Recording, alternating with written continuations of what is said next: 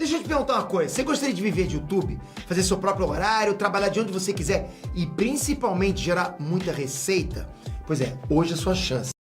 Eu queria deixar pro pessoal assim, cara, que eu fiquei muito preocupado contigo, muito preocupado nas primeiras horas, nos primeiros dias. E eu não consigo, por mais que você tenha me falado, eu não consigo me colocar no seu lugar do que você passou, cara. Eu queria que você desse pra gente, numa linha temporal, desde aquele podcast e à noite, o que aconteceu no dia seguinte, onde o mundo caiu na sua cabeça, relacionamento com a família, o que a família, os amigos, não sei o quê. Dar o contexto do que estava acontecendo e as horas e os dias seguintes.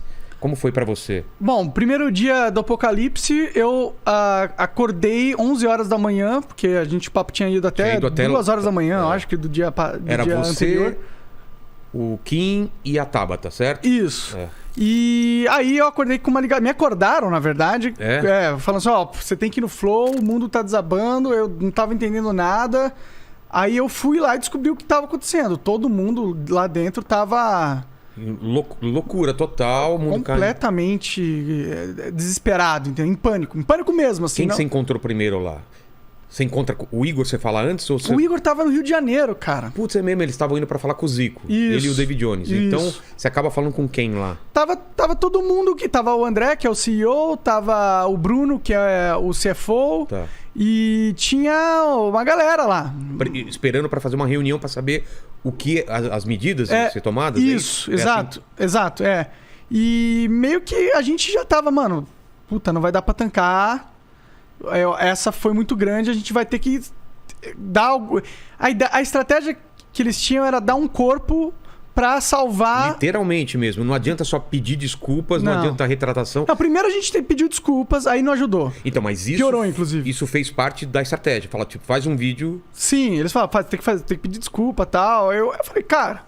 Vou pedir desculpa, né? Por mais que eu não tenha defendido nada abominável como estavam interpretando. Como tem gente falando até hoje, deixar claro que você não defendeu em nenhum momento. Tá muito claro lá. É que você foi esticando o assunto, parecia que você tava defendendo. Você queria a liberdade de fazer qualquer coisa, até merda, entendeu? Até coisas absurdas, coisas, como fala...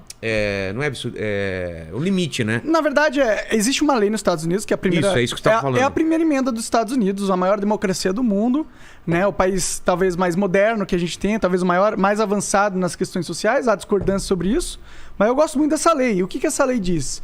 Que a liberdade de expressão é garantida, a liberdade de expressão e de associação, né? Então, por isso acontecer... Existe uma dinâmica lá, assim como existe na Ucrânia. Também? Na Ucrânia existe o partido nazista. Exato. Não que isso seja legal. Não, é horrível. Não que seja bom. Mas a Constituição dos caras permite esse tipo de coisa. E você estava citando esse exemplo. Eu estava citando esse exemplo, porque não que eu acho que seja legal que eles existam, mas porque é uma lei que protege a liberdade de expressão neste nível, ela é uma lei mais segura contra as tiranias do Estado, né? Porque... Você não pode falar sobre modelo econômico daqui a pouco. Você não pode falar sobre eleições. Na conversa com o Petri que eu tive lá no Monarch Talks, a gente conversou sobre vários exemplos de como a lei pode interferir na sua liberdade de expressão. A gente contou a história que você deve conhecer de um comediante... Carlin, eu sou ruim com o nome. George Carlin. Tinha umas palavras proibidas, né? Exato. O cara, ele, tinha umas leis lá que você não podia ser obsceno. Exato. Profano. Entendeu? Então, esses tipos de restrições à liberdade de expressão acabam matando a comédia, né? Por isso que eu acho importante você ter uma proteção ampla ao que se pode dizer, né? Então, em nenhum momento você queria... Não, eu acho que tem que ter aquele partido ou tem que ter aquele outro. Era só... Você estava discutindo a liberdade de expressão, mas depois a gente volta na minha visão de sociedade perfeita, a gente tem a liberdade de ter, mas ninguém nunca criou. Porque não existe essas pessoas idiotas no mundo. Entendi. Não vai ter alguém que vai querer uma coisa tão absurda e bizarra desse Exato. Entendi. Mas sem que isso seja imposto pela lei, tá ligado? Isso tem que se dar de um avanço da sociedade. É que aqui é crime, né? Aqui é crime. Isso que pegou, entendeu? Você estava citando o exemplo dos Estados Unidos. Sim. Mas depois a gente fala mais sobre liberdade... O que é crime aqui é fazer apologia. Entendi. É você falar que acha certo a parada. Tá. Eu não estava falando que é certo a parada. Pelo contrário. Tanto que a gente você- estava discutindo como mitigar os efeitos da parada. Mas você disseram que você cometeu crime, você vai ter que depor em alguma coisa sobre isso? Ou não? Cara, está rolando uma investigação pelo MP Nacional, Federal, que eles vão ter que decidir ou não se eles apresentam uma denúncia como se eu tivesse feito apologia para ser julgado, entendeu? Entendi.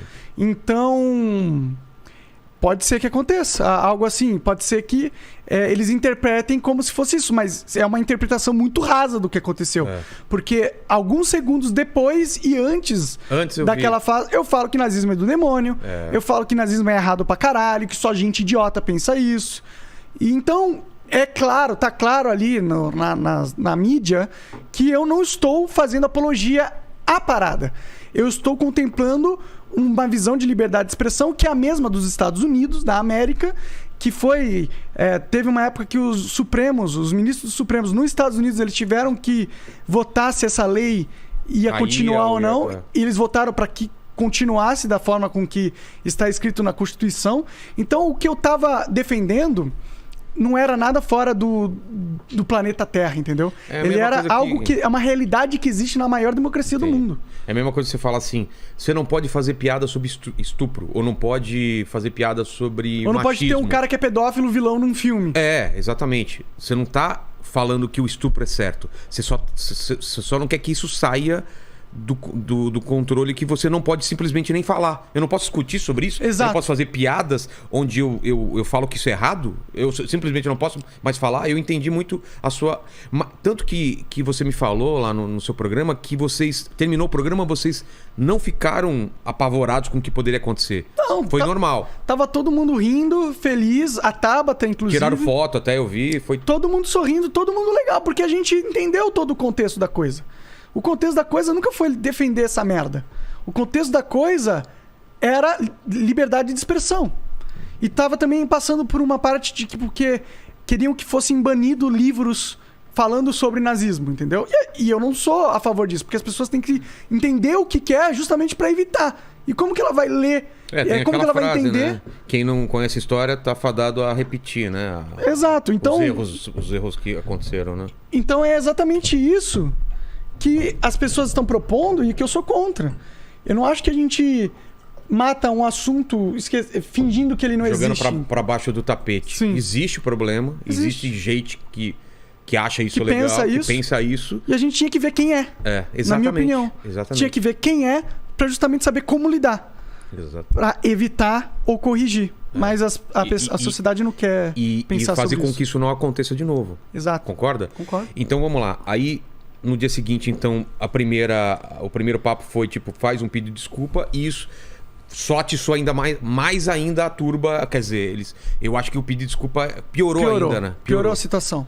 Porque teve o papo que você fala que tava bêbado, e a galera fala, então quando tá bêbado, não sei o quê. Sendo que eu nunca tava defendendo não sei o quê. Eu tava bêbado e, portanto, eu não consegui me expressar da melhor forma, porque não sei se vocês já beberam, mas quando você bebe muito, a língua enrola, os pensamentos ficam desconexos. Fica uma lição também para essa nova fase sua. Sim. De trocar ideia sobre, porque senão você não consegue nem argumentar às vezes. Claro, né? Com certeza. Ainda mais porque lá você tinha o suporte do Igor, e agora é você sozinho, né? Se você sair do assunto e ficar bêbado, no meio do esquece, acabou o papo, entendeu? Eu acho que deve dar pra rolar, entendeu? Em momentos... Já rolou aqui. Exato. Eu e o Cossielo, a gente ficou 8 horas aqui bêbado. Sim. Mas aí o chat participava. Não era falando sobre política com deputados federais. Não, entendeu? Era falando sobre o carro do Batman, sabe essas coisas assim? Sim. Que era o Renegade, aquelas coisas. Aí tudo bem. Aí dá. Eu ainda quero amigo, né? Poder, exato, quando tiver um amigo como você lá, a gente encher a cara e falar bobagem. Não muito, não ficar muito bêbado, porque eu acho um erro. Que tenha controle, mas que solte um pouco. Só porque é legal, a galera quer ver essa espontaneidade. Ela quer ver alguém que tá confortável, tá tranquilo, tá bebendo uma cerveja. Entendi. Isso não é... Eu acho que isso aumenta o valor da conversa, de certa forma. Deixa as pessoas mais soltas. Elas atingem lugares que elas não atingiriam normalmente. Exato. E a galera gosta de ver isso, porque é mais natural, é mais autêntico. Então, esse foi até um diferencial do Flow no começo, né? Você não vai ver nunca na televisão. Sim, exato. O cara fumando maconha, outro cara bebendo e não sei o que e tal. E os caras trocando ideia e dando risada. É tudo meio formal, né? Então Sim. isso meio que quebrou também aquele modelo de entrevista ou bate-papo formal, entendeu? Sim. Devil in a red dress. Call 911, I'm a killer. You know